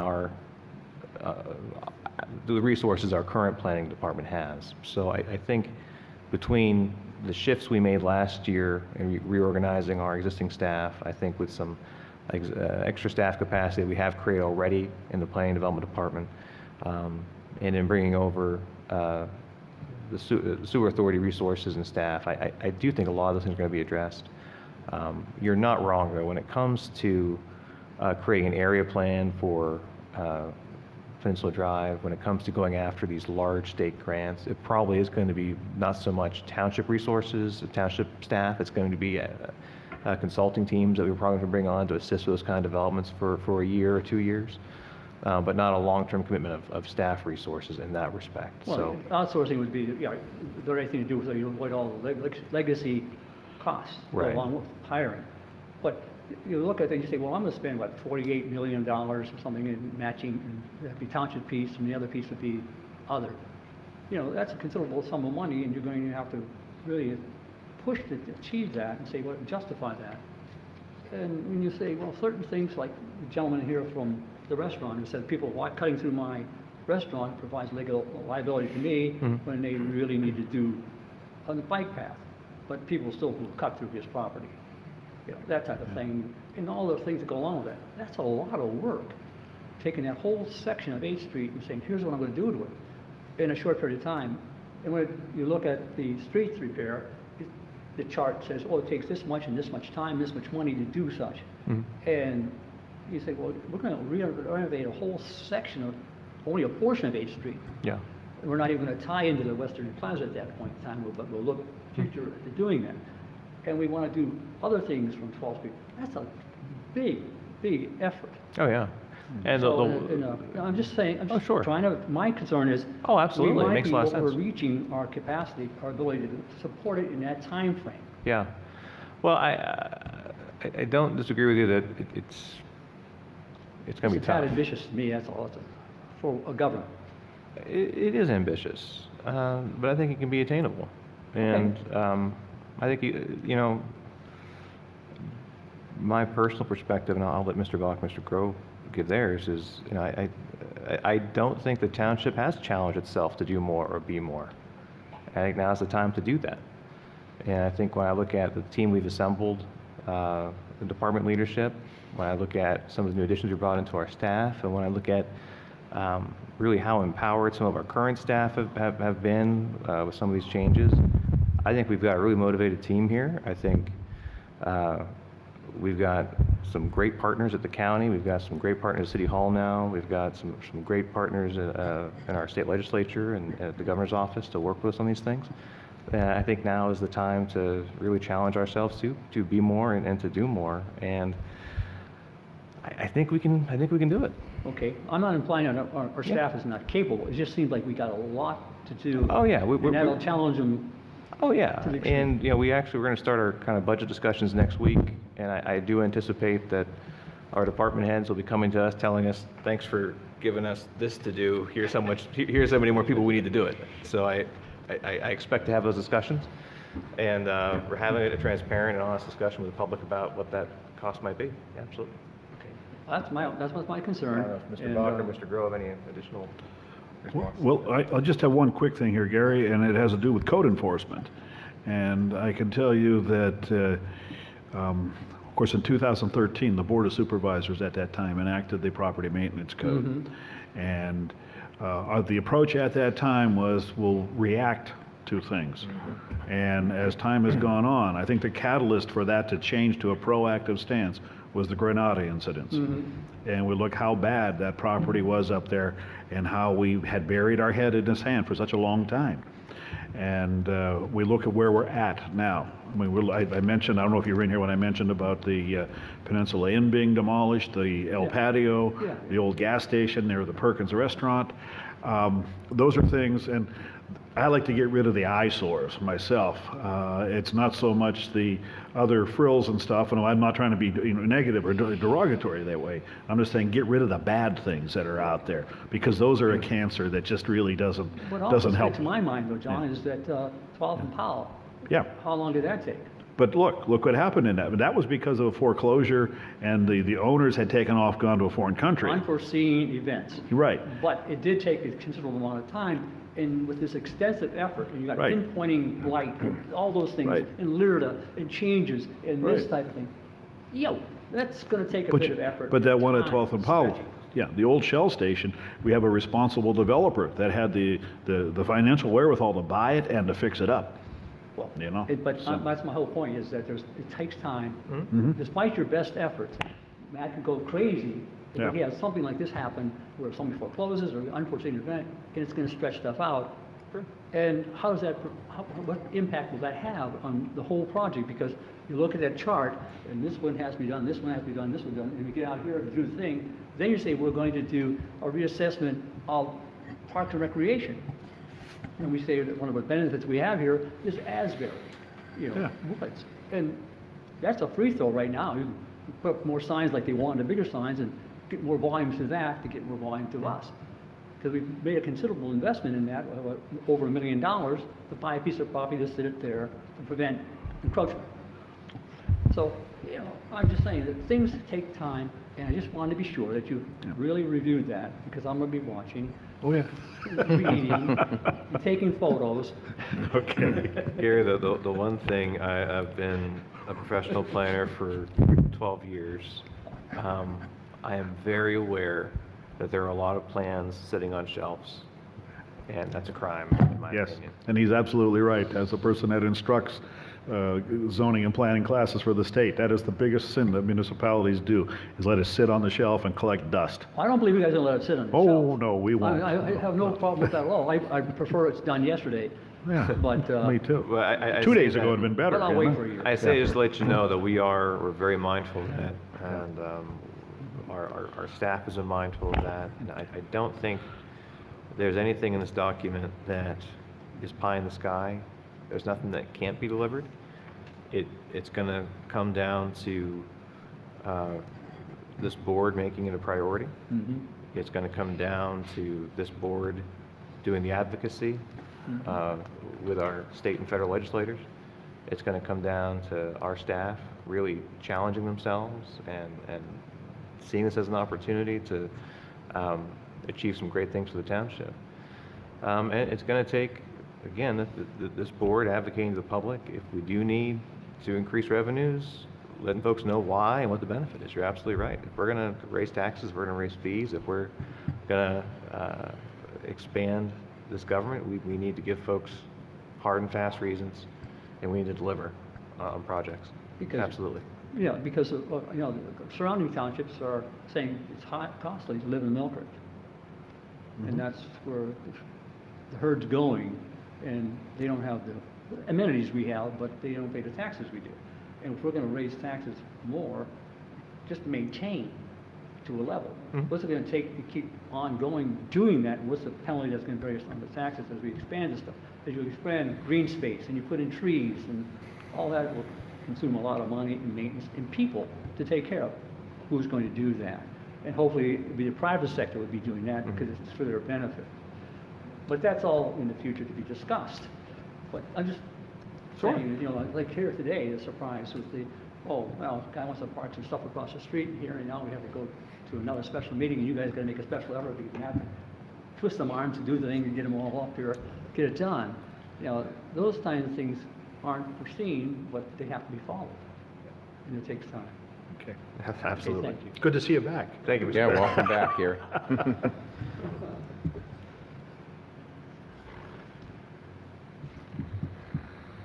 Would anyone else care to address the board this evening? All right. Anything else to good the order, gentlemen? With that- Just one quick thing. I'm our technician from WQLN. That is our new camera there. Okay, I think we probably should put up a note somewhere. Remember, we had the cameras before, and this is an omnidirectional camera, I understand?